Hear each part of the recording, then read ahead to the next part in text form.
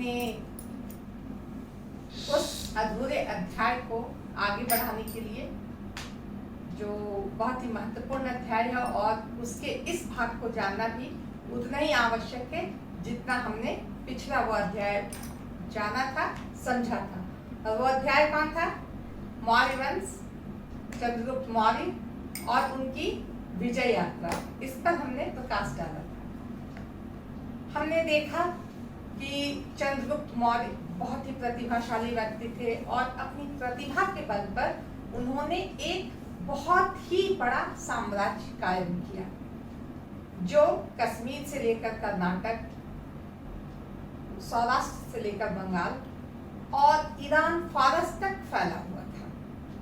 तो इस तरह हम कह सकते हैं इतने बड़े साम्राज्य का निर्माता चंद्रगुप्त मौर्य था, जिसने अपने गुरु, अपने पुरोहित, अपने प्रधानमंत्री चाणक्य की सहायता से इतनी बड़ी, इतनी शक्तिशाली साम्राज्य की स्थापना की थी। इतने बड़े शक्तिशाली साम्राज्य की स्थापना की थी।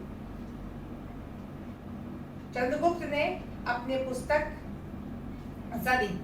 चाणक्य ने अपनी पुस्तक अर्थशास्त्र में बहुत बृहद और बहुत ही विस्तार से वर्णन किया है कि राजा कैसा होना चाहिए, राजा की कैसे कर्तव्य होनी चाहिए, कैसी शासन प्रणाली होनी चाहिए, राज स्तर से लेकर ग्राम स्तर तक, समाज से लेकर घर तक, व्यक्ति तक के बारे में कौटिल्य ने बहुत विस्तार से नियम बनाए और कहा कि इस तरह से चलना चाहिए। चंद्रगुप्त मौर्य ने इनकी बातों को ध्यान रखा और इन्होंने जो किताब में लिखी थी, इन बातों को साकार रूप किसने दिया? चंद्रगुप्त ने। परिणाम स्वरूप एक बहुत ही सुव्यवस्थित और सुदृढ़ शासन प्रबंध मौर्य साम्राज्य को मिला। हम जानते ही हैं चंद्रगुप्त बहुत बड़ा योद्धा था, बहुत बड़ा विजेता था, लेकिन अब हम यह कह सकते हैं कि चंद्रगुप्त एक बहुत ही कुशल शासन प्रबंधक था। उनके इस शासन प्रबंध को बाद इस वंश ने तो खैर माना ही, उसे चलाया ही, लेकिन इसके बाद भी बहुत सारे साम्राज्य बने, बहुत सारे वंश का शासन चला और सभी ने इस व्यवस्था को थोड़ा बहुत हेर फेर करके इसी को आधारभूत ढांचा बनाया और इसे ही लेकर के आगे चला। आज भी अगर हम देखते हैं तो आज भी हमारे यहाँ हम जो वर्तमान सरकार है या जो संविधान बना, उसमें इन नियमों को बहुत अधिक महत्व दिया गया और बहुत कुछ आज भी इससे मिलता जुलता है। तो हम आज बात करते हैं मौर्य साम्राज्य के शासन प्रबंध की, और चूंकि ये बहुत लंबा हो जाता, बहुत अगर आप एक साथ बैठेंगे तो सर में दर्द हो जाएगा, उबाऊ हो जाएगा। तो ऐसी स्थिति में मैंने क्या किया है कि एक बार मैं केंद्रीय शासन के बारे में बताऊंगी और एक बार में प्रांतीय शासन और नगर शासन को एक्सप्लेन करूंगी। तो मैंने सुविधा के लिए इसे 3 भागों में बांट दिया। सबसे पहले केंद्रीय शासन। तो केंद्रीय शासन जो होता है वह साम्राज्य का केंद्र या राजधानी जो भी होता है, वहीं से केंद्रीय शासन का संचालन होता है। और उस केंद्रीय शासन में सिर्फ सम्राट ही नहीं होता है, सम्राट के साथ मंत्री सभा, मंत्री परिषद, बड़े बड़े अधिकारी भी उसके महत्वपूर्ण भाग होते हैं। तो इस तरह हम कह सकते हैं कि केंद्रीय शासन इनके सहारे आगे बढ़ता है और इन्हीं से, इसी केंद्रीय शासन से पूरे साम्राज्य की देखरेख होती थी, जिससे शासन सुचारू रूप से और सुव्यवस्थित रूप से आगे बढ़ते जा गया और बहुत आगे तक बढ़ा। तो मैं आती हूँ सम्राट। सबसे ऊपर केंद्रीय शासन में कौन था? सम्राट यानी राजा, शासक। तो सम्राट जो था वो बहुत ही महत्वपूर्ण पद था, जिसके हाथों में सारी शक्तियां निहित थी। चाहे वो सेना से संबंधित हो, चाहे आय व्यय से संबंधित हो, चाहे वैदेशिक नीति से संबंधित हो, या अधिकारियों की नियुक्ति से संबंधित हो, तो जितने भी महत्वपूर्ण विषय थे वो सब कुछ राजा के हाथों में थे। कहने का सीधा मतलब है कि सारी शक्तियां जो है वह राजा के हाथ में थी। न्याय भी जो है वो भी महत्वपूर्ण विषय था, जो राजा के हाथ में ही अंततः वो सबसे ऊपर के न्यायाधीश भी जो है वही थे। तो हम कह सकते हैं कि राजा बहुत बड़ी भूमिका अदा करते थे। युद्ध के समय सेनापति, न्याय के समय न्यायाधीश, जब किसी दूसरे देश के साथ बात हो रही हो, वैदेशिक नीति की बात हो रही हो, तो वो जो है सबसे उनकी जो भूमिका होती थी वह सबसे अहम होती थी। तो इस तरह हम देखते हैं कि राजा के पास सारी शक्तियां थी। कौटिल्य ने अपनी पुस्तक में कहा है कि राजा जो है कानून बना सकता था, उसे धर्म प्रवर्तक भी कहा गया है, कहा उन्होंने। तो इससे हमें क्या पता चलता है कि राजा के पास व्यवस्थापिका संबंधी अधिकार, कार्यकारिणी संबंधी अधिकार, न्यायपालिका संबंधी अधिकार, तीनों अधिकार थे। वह प्रजा के हित के लिए, साम्राज्य या राज्य के हित के लिए कानून बना सकता था और उस कानून को वो लागू भी करवाता था। तो इस तरह सम्राट जो है बहुत ही पावरफुल स्थिति में था। सम्राट केंद्र में होता था, साम्राज्य का प्रधान होता था, उसके ठाट भी अलग होते थे, उनकी शान शौकत भी अलग होती थी। मेगास्थनीज ने वर्णन किया है कि राजा और राजदरबार बहुत ही भव्य होते थे। राजा का हर कुछ बहुत ही दिव्य होता था। उनका पहनावा ओढ़ावा, उनका रहन सहन, उनके कपड़े लत्ते, उनके आभूषण, सब कुछ में एक विशेषता होती थी जो सबसे हटकर होती थी। उनके जितने भी आवश्यकता के जो सामान होते थे, चाहे वो राज सिंहासन हो, चाहे उनके सामने मेज कुर्सियां, जो भी उनके खाने पीने के बर्तन हो, उनमें सोने चांदी हीरे जवाहरात जो है जड़े हुए रहते थे। राजा जो है सोने चांदी के बर्तनों में खाता था।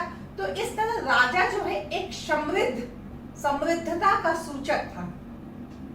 साथ ही साथ वह राज्य कितना खुशहाल है, राज्य कितना संपन्न है, यह देखने के लिए उसका प्रतिबिंब जो था वह राजा होता था। तो इस तरह हम कह सकते हैं कि मौर्य साम्राज्य में जो है सबसे ऊपर जो है ये सम्राट होता था और इनकी भूमिका बहुत ही महत्वपूर्ण होती थी। लेकिन इतनी सारी शक्तियां होने के बावजूद भी राजा निरंकुश नहीं होता था, वह स्वेच्छाचारी नहीं होता था। क्यों? एक तो वो एक नियम के तहत चलता था, एक तो मौर्य वंश के शासन के जो शासक थे वो कौटिल्य द्वारा बनाए गए, चाणक्य कौटिल्य द्वारा बनाए गए अर्थशास्त्र में जो लिखी हुई थी जो बातें, जो नीति, जो उनके लिए नियम बनाए गए थे, उसी के अनुसार राजा चलता था। तो वो स्वाभाविक है, वो स्वविवेक उनमें कूट कर भरा रहता था। लेकिन उसके बाद भी गलती से गलती ना हो जाए, इसके लिए उनके पास मंत्री सभा, मंत्री परिषद और बड़े बड़े अधिकारी होते थे जो उन्हें सही सलाह परामर्श देते रहते थे। तो इस तरह से हम कह सकते हैं कि राजा स्वेच्छाचारी और निरंकुश नहीं था, बल्कि राजा पूरी तरह से प्रजा के प्रति समर्पित था। वह 24 घंटे प्रजा के कल्याण की बात करता था और कल्याण की बात सोचता था। जब भी प्रजा गुहार लगाए वह सुनने के लिए हमेशा तैयार रहता था।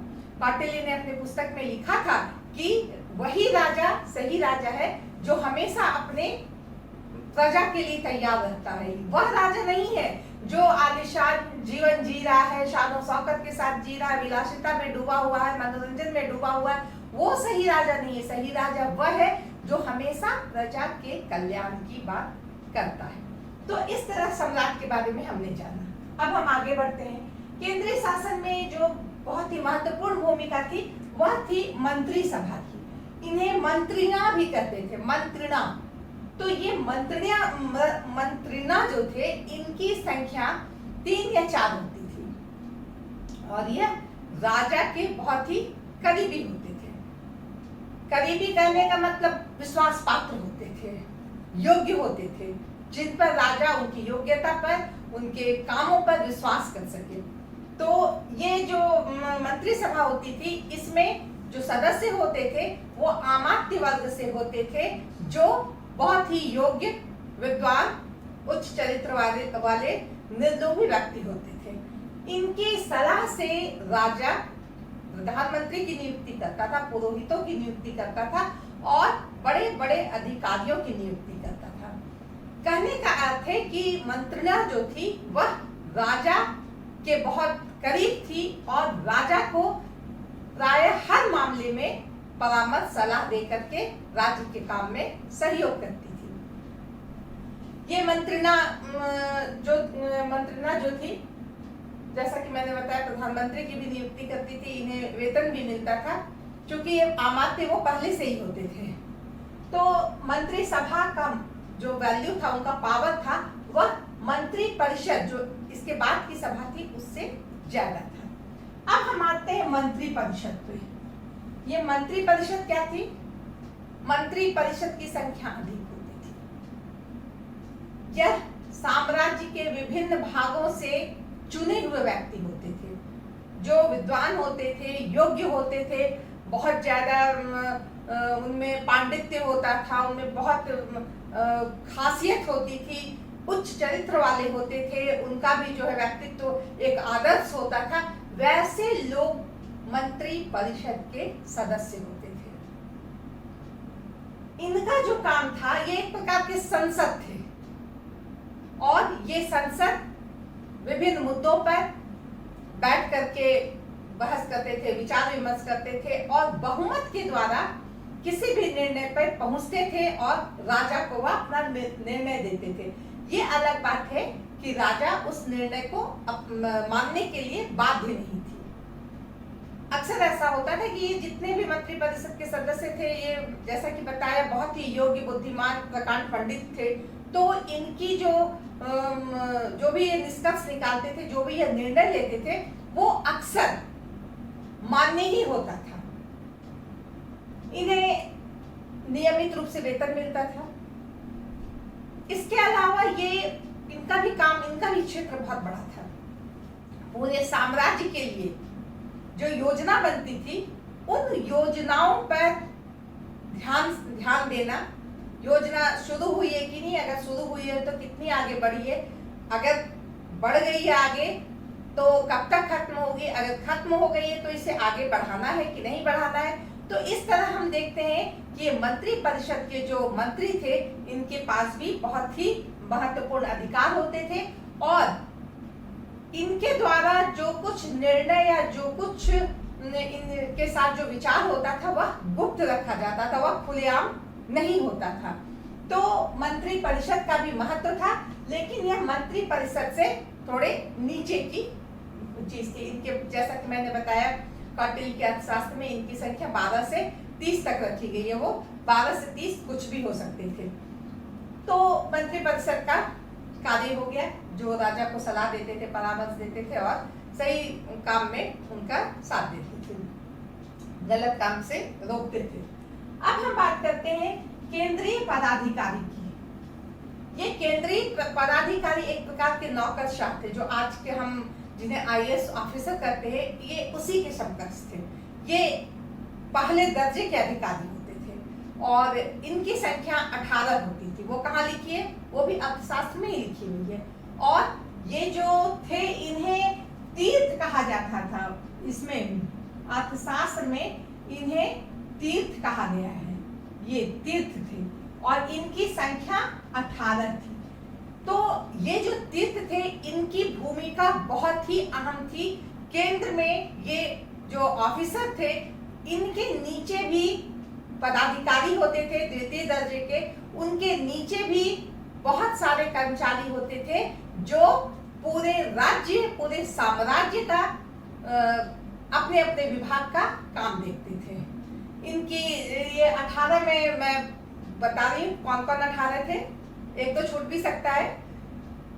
सबसे पहले तो मंत्री, जिन्हें प्रधानमंत्री भी कहते थे, यह राजा के सबसे नजदीक होते थे और राजा के बाद इनकी शक्ति को हम कह सकते हैं कि इनकी शक्ति होती थी।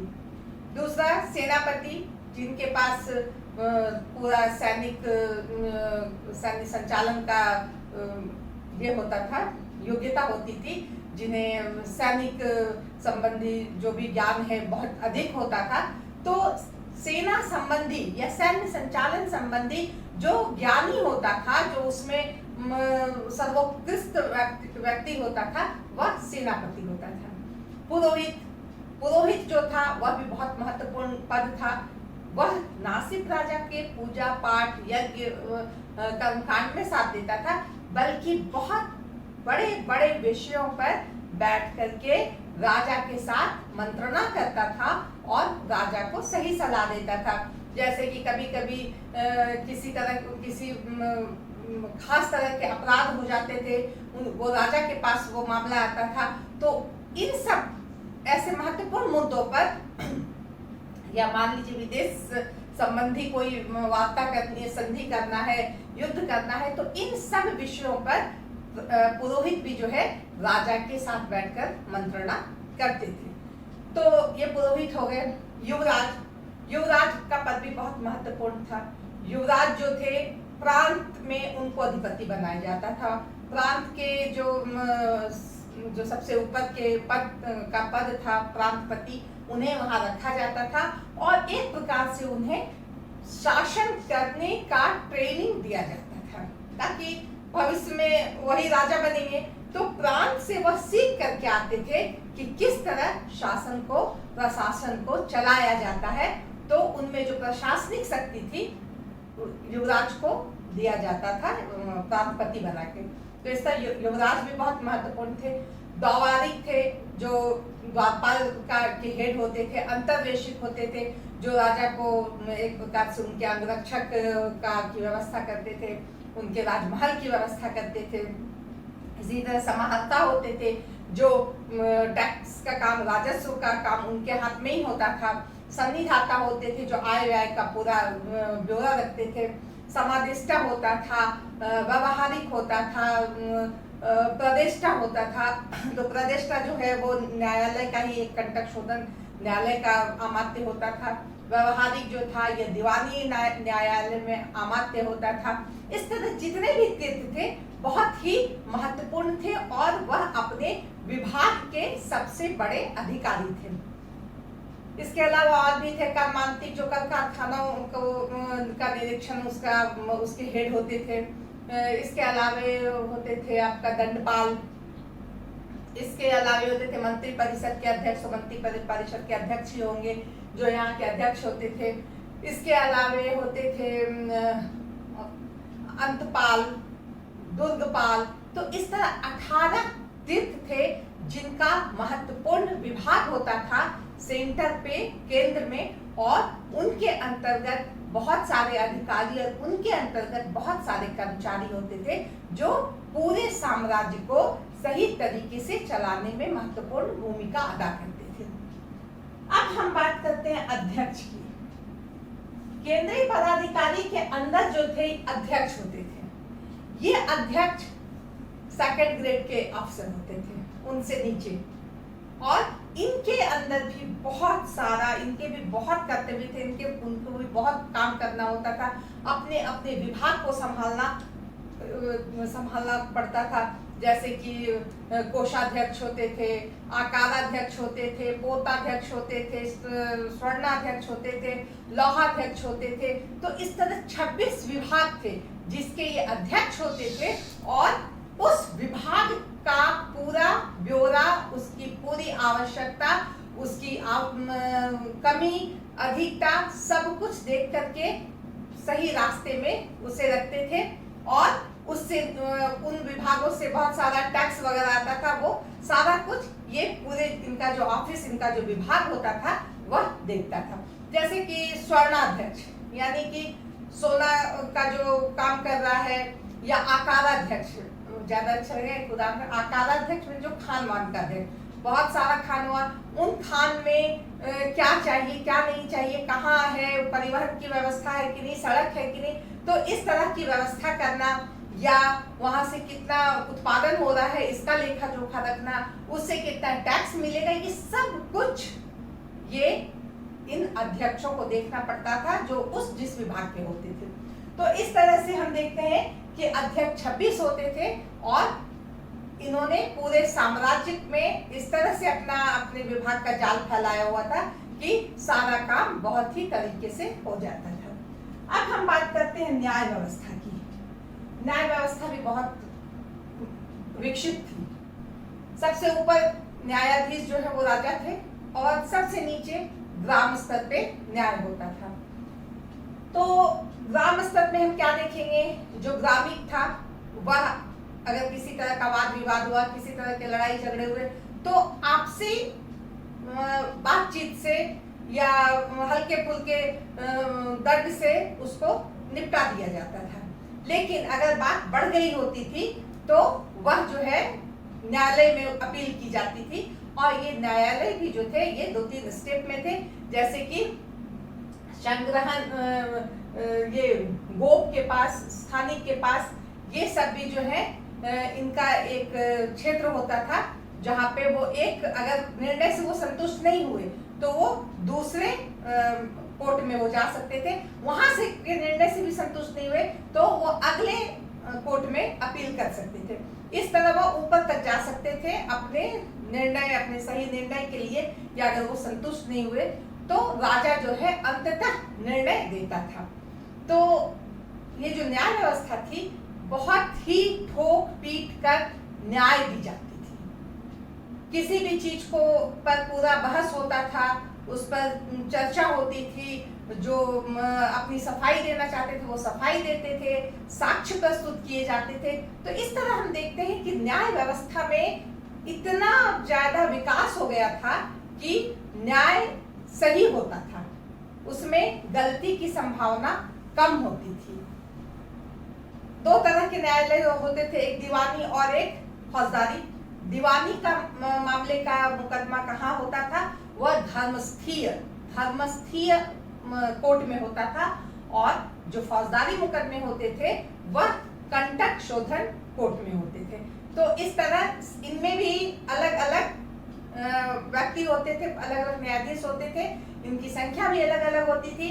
व्यवहारिक जो है वो दीवानी जो धर्मस्थीय कोर्ट होता था उसके आमात्य होते थे, और प्रदेष्टा जो होते थे वह कंटक शोधन कोर्ट के आमात्य होते थे। तो इस तरह हम देखते हैं कि बहुत ही तरीके से न्याय व्यवस्था की गई थी, और उसके बाद दंड का भी प्रावधान था। दंड व्यवस्था बहुत कठोर थी। दंड व्यवस्था में अगर किसी शिल्पकार को हानि पहुंचाई जाती थी, किसी महिला के साथ गलत होता था, तो अंग भंग का वहां पे प्रावधान था। इसके अलावा चोरी, छिनतई, सेंधमारी, ऐसे बहुत सारे अपराध होते थे, आपसी लड़ाई झगड़े, तो उसके लिए कारागार की व्यवस्था, जुर्माना की व्यवस्था थी, दास बना लिया जाता था। इस तरह बहुत सारे दंड थे जो गलत करने पे, अपराधी प्रवृत्ति को या अपराध करने पे मिलता था लोगों को। लेकिन इस बात पे हम फिर एक बार कहेंगे कि चूंकि सब कुछ इतना व्यवस्थित था, न्याय व्यवस्था जो है बहुत सही दिशा में जाती थी, तो दंड व्यवस्था बहुत कठोर था, तो अपराध जो है वह कम ही होते थे। तो इस तरह से न्याय व्यवस्था की बात संपन्न हुई।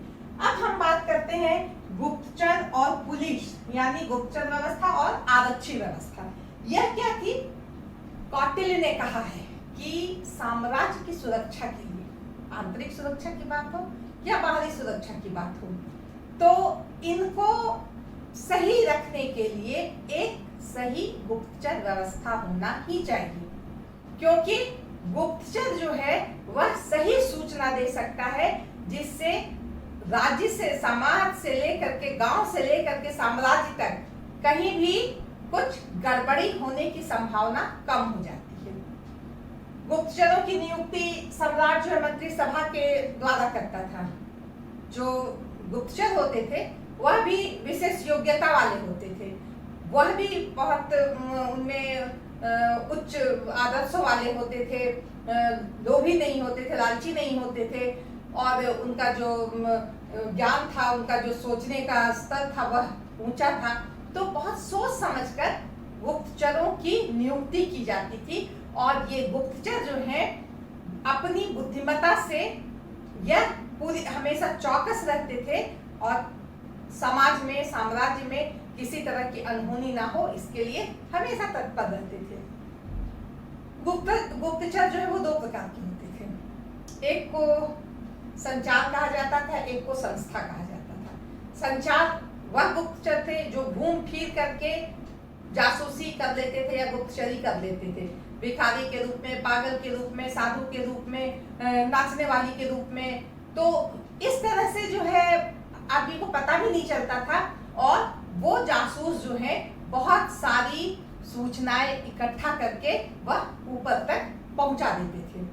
संस्था वह थी जो एक जगह रह करके लोग जासूसी कर देते थे, अपराधियों को या षड्यंत्रकारियों को पता भी नहीं चलता था, और जासूसी जो है, जासूस जो है वह जासूसी करके अपना काम कर लेते थे। इनमें बहुत साधु होते थे जिनको लोग साधु समझते थे, लेकिन वह मुख्य रूप से एक जासूस हुआ करता था। वह बहुत सामान्य परिस्थिति में वह सब कुछ भांप लेता था, जान लेता था, और सूचना जो है ऊपर तक पहुंचाता था। इसी तरह कोई व्यापारी है, कोई छात्र है, तो इस तरह से ऐसे बहुत सारे लोग थे जो एक जगह रह करके जासूसी किया करते थे। तो इस तरह हम देखते हैं गुप्तचर विभाग जो है बहुत स्ट्रांग था, कारण कि राज्य को, गुप्तचरों को जो है प्रांत में भी भेजा जाता था, नगर में भी भेजा जाता था, कि गुप्तचरी के द्वारा देखो कि कहीं किसी प्रांत में कुछ गड़बड़ी तो नहीं हो रही, कोई प्रांतपति जो है स्वतंत्र होने की कोशिश तो नहीं कर रहा है, कोई आमात्य जो है वो रिश्वत तो नहीं ले रहा है, कोई अधिकारी जो है वह गलत चरित्र वाला तो नहीं है। इस तरह जासूसों को हर तरफ भेजा रखा जाता था, हर जगह जासूस होते थे जो हर चीज पर ध्यान रखते थे, हर व्यक्ति पर, हर संस्था पर, हर विभाग पर उनकी पैनी नजर होती थी। तो इस तरह हम कह सकते हैं गुप्तचर व्यवस्था बहुत ही मजबूत थी, बिल्कुल वैसी ही जैसा कौटिल्य के अनुसार थी। कौटिल्य ने जो लिखा था उसके अनुसार ही वो व्यवस्था थी। पुलिस व्यवस्था या आरक्षी व्यवस्था क्या थी? हमेशा छोटी छोटी घटनाएं तो समाज में होती रहती है, तो इन घटनाओं पे नियंत्रण रखने के लिए, या अगर घटनाएं हो गई तो अपराधी को पकड़ने के लिए, उन्हें सजा देने के लिए पुलिस व्यवस्था भी बहुत अच्छी थी। लेकिन मैं फिर ये कह रही हूँ कि चूंकि उस समय सब कुछ इतना सुव्यवस्थित था और इतना कठोर था कि लोग जल्दी गलत काम करने का या किसी तरह का अपराध करने की कोशिश जो है वह कम ही करते थे। तो इस तरह पुलिस भी हो गया। अब हम बात करते हैं सेना का। इतने बड़े साम्राज्य, उसके लिए उस साम्राज्य को बनाने के लिए सेना का निर्माण हुआ था। एक सुसंगठित सेना, एक सुव्यवस्थित सेना जिसने इतने बड़े साम्राज्य का निर्माण किया। अब वह साम्राज्य एकदम से स्थिर हो गया और बहुत अच्छी तरह से चलने लगा। लेकिन इस साम्राज्य की सुरक्षा के लिए, आंतरिक सुरक्षा और बाहरी सुरक्षा, उसके लिए भी जरूरत थी एक सेना की।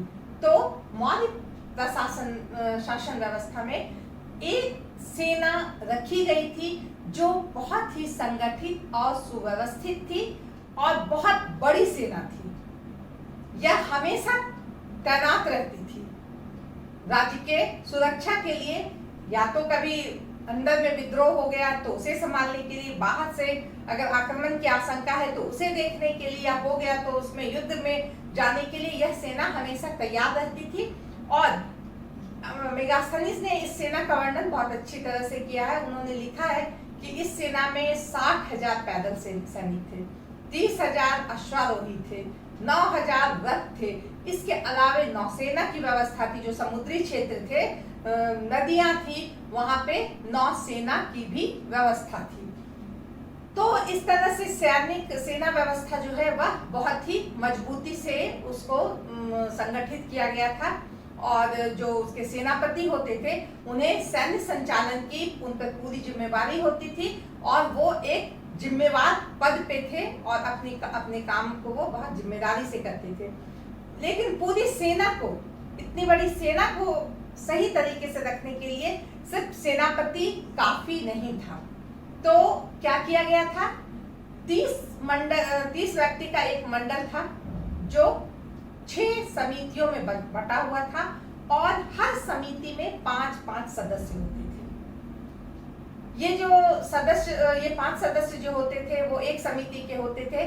तो जैसे कि एक उदाहरण, एक समिति जो है वो नौसेना का देख रेख कर रही है, उसकी आवश्यकता देख रही है, क्या उन्हें चाहिए वो पूरा करना है उनको, तो नौसेना का विभाग देती थी। दूसरी जो समिति है उनका काम है युद्ध क्षेत्र में रसद पहुंचाना, या सैनिक जहां जहां पे हैं उन तक वहां उनके खाने पीने का सामान पहुंचाना, उनके अस्त्र शस्त्र, उनके जो भी कवच है, अस्त्र शस्त्र है, जो ये रसद पहुंचाने का काम एक समिति करती थी।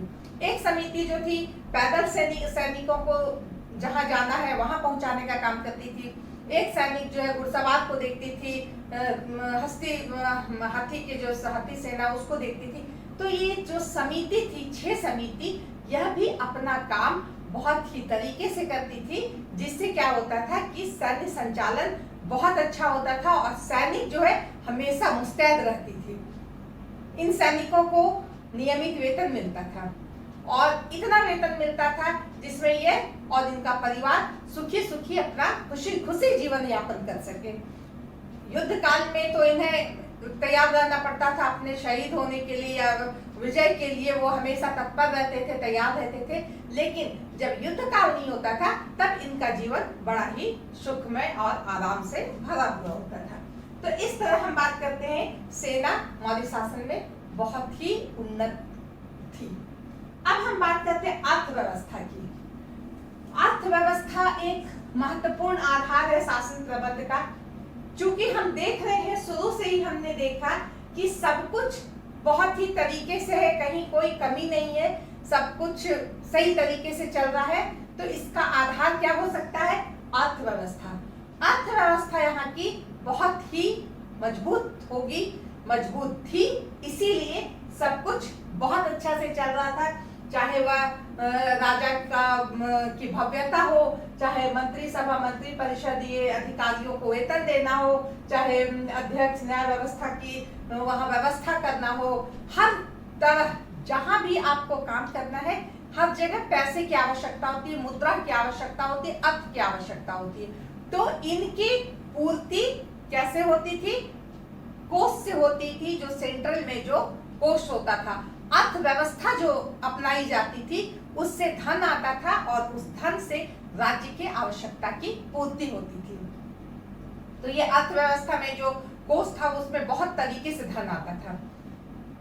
राज्य की भूमि से धन आता था, राज्य के उपज से धन आता था, व्यापारियों से धन आता था, खान से धन आता था, वन से धन आता था। इस तरह बहुत सारे विदेशी आते थे व्यापार करने के लिए, अन्य काम के लिए। तो बहुत सारे टैक्स जो है वह जमा होते थे, और उससे जो है कोष बिल्कुल भरा पूरा रहता था, समृद्ध रहता था, और केंद्रीय शासन से लेकर के नीचे तक सब जगह सब कुछ पूरा हो जाता था उस अर्थव्यवस्था से, उस धन की व्यवस्था। जितने भी लोक कल्याणकारी कार्य थे वो सब में अर्थ की आवश्यकता तो होगी ही, तो अर्थव्यवस्था बहुत ही अच्छी थी, जिससे मौर्य शासन प्रणाली बहुत अच्छी तरीके से चलती थी।